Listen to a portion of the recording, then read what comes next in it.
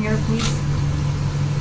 Well, we spoke last night about Kashmir, and the Prime Minister really feels he has it under control. I know they speak with Pakistan, and I'm sure that they will be able to do something that will be very good. You want to We add spoke something? about it last night at Guerrero. Mr. Modi, do you want to add?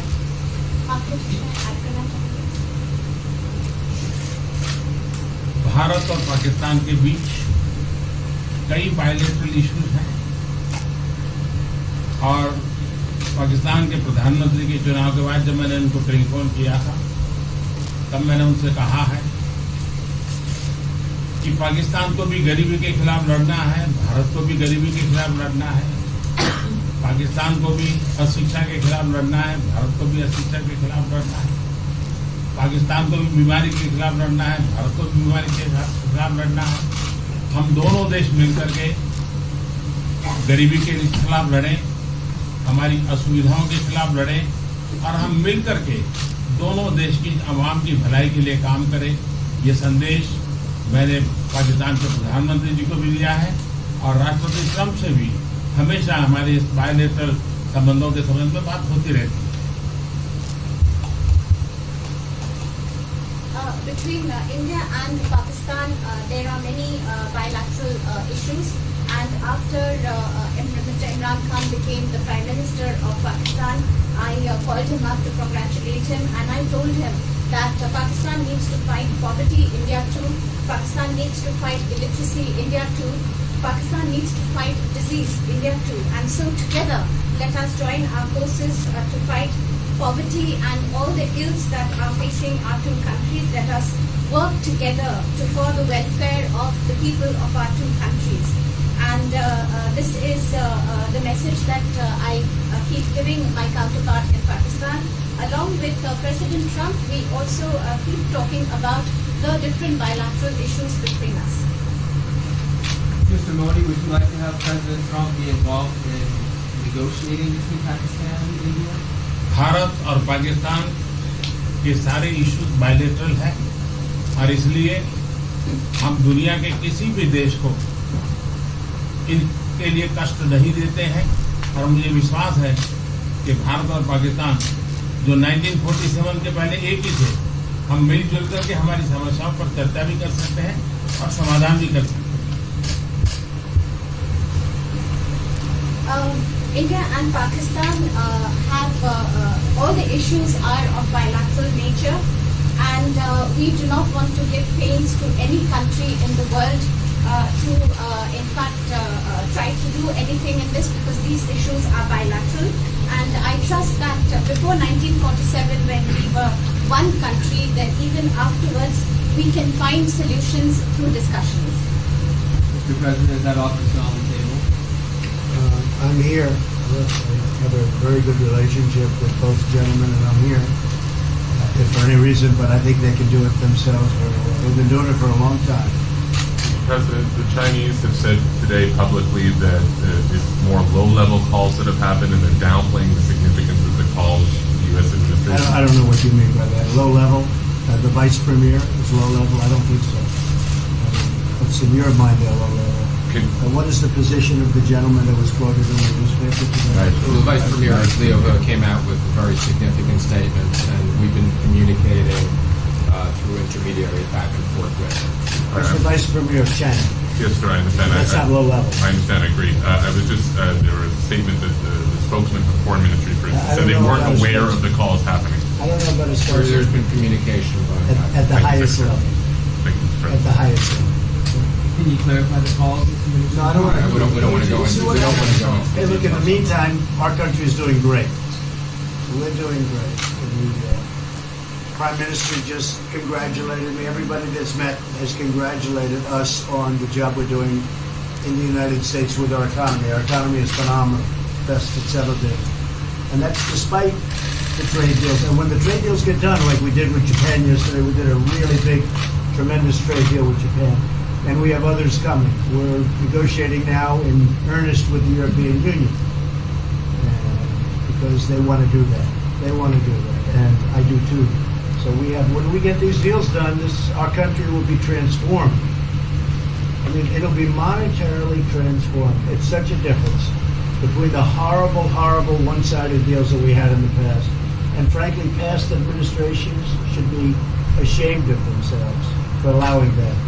But we have many of them. One of them is the USMCA, Mexico-Canada. And hopefully that'll get voted on very quickly. Everybody wants it to happen, so hopefully we can make that a bipartisan bill. But we have many trade deals that are doing very well, and including China.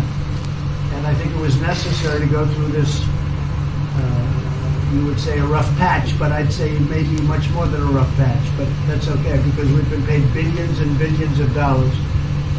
And you know that prices haven't gone up, and there's been no inflation. And we've put a lot of money in the Treasury, and tens of billions of dollars. And I've given a lot of it to the farmers that were hurt. I've been able to give a lot of money, compliments of China, to the farmers that were hurt, because we gave them 16 billion and we gave them 12 billion the year before. That made them whole. That was the amount of money that China didn't invest in to our farmers, give to our farmers. So the farmers have been amazing, but they're very happy with the job we're doing. But eventually they're going to be the biggest, or one of the biggest beneficiaries. Okay? Mr. President, did you attend the climate session? Say it? Did you make it to the climate session? Were there any conclusions that you took? I'm going to. In fact, it's going to be our next session. So we haven't had it. Do you have a message that you'd like to deliver to? No, I want clean air and clean water. And we're right now having the cleanest air and cleanest water on the planet. But that's what I want. I want absolutely clean air and clean water. Mr. President, just briefly back on China, we saw the comments from you about wanting calm.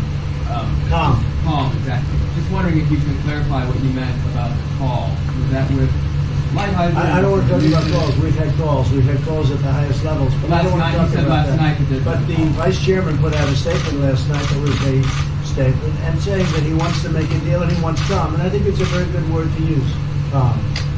It's not a word that I use that often, but it's a good word to use. And I think it's one of the reasons that's a great country. I mean, they understand. I think that message also helps with respect to Hong Kong. I really do. I think it makes it easier for Hong Kong to do something. And I think that President Xi will do something with Hong Kong. I really think that message is a good message with respect to what the ultimate outcome is in Hong Kong. Very, very positive message. And we appreciated it. We appreciated it. What else? Anything else? Mr. President, what are your latest thoughts on your threat on pulling out of the WTO? And if you do, can I also ask Mr. President Modi what your response to that in terms of how it will affect India's trade strategy? Well, we haven't been happy with the WTO, but now we're winning cases. We won the big Airbus cases, you know. It's a tremendous case. I mean, it's billions of dollars. That was a very recent victory, and we're winning cases now. We're being treated more fairly now in the WTO, which we appreciate. मुझे लगता है कि हम दोनों को बात कीजिए, हम दोनों बात करते रहेंगे. जब जरूरत पड़ेगी आप लोगों को जरूर जानकारी पहुंचाएंगे. He actually speaks very good English. We just don't want to talk about it.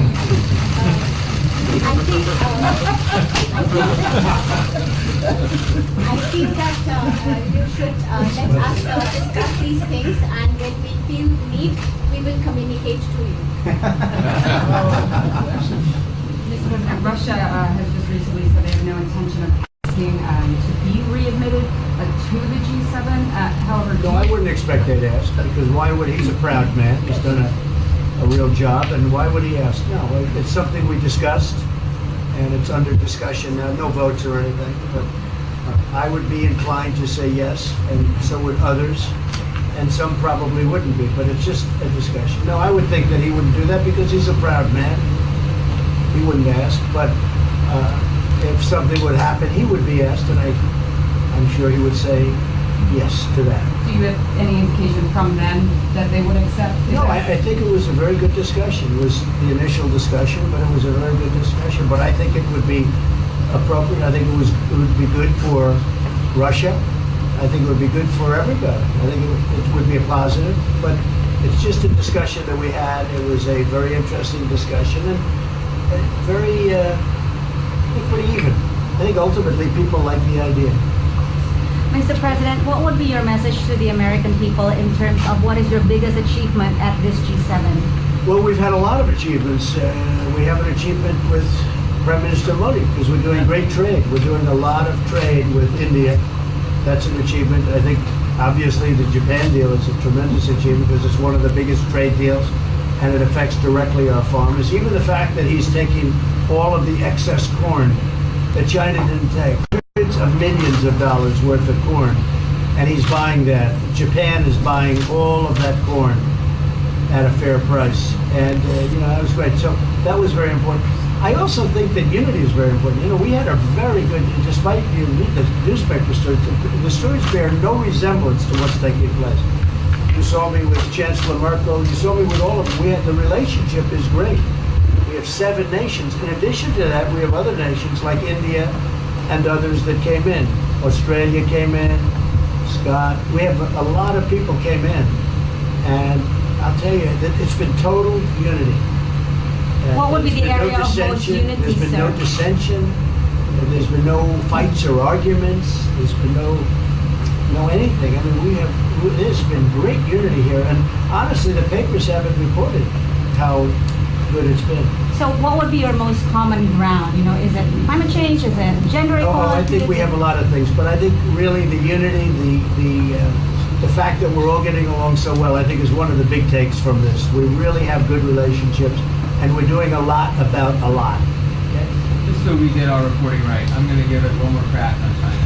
When you were referring earlier to the Buddha statement, which we all saw, did you mean to say that there was also a call last night, or was there not actually a call last night? There were discussions that went back and forth. Let's just leave it at that. Last night, and before last night. Yes. With China? With China, and before last night. Numerous. Look, they want to get something done. I've been saying that for a long reason. And why wouldn't they? They want to get something done. They've lost millions of jobs. Their supply chains are being hurt. And once those supply chains go, you can develop new supply chains. You can't get them back into China. So China is run by really a great leader. I think he's a great leader. He wants to do something. They lost over 3 million jobs in a very short period of time. A lot of companies have left China and they're leaving China. They want to get it done. I knew that. I could have told you that without talking, but we are talking.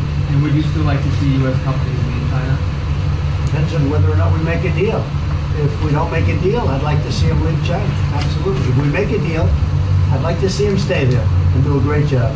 Mr. President, on the Afghanistan peace talks, do you have an updated timeline? Are there any snags? No timeline, whatever it is. We're no rush. I mean, we're there. We're really a peacekeeping force more than anything else, frankly. And said we could win that war in a very short period of time, but I'm not looking to kill 10 million people.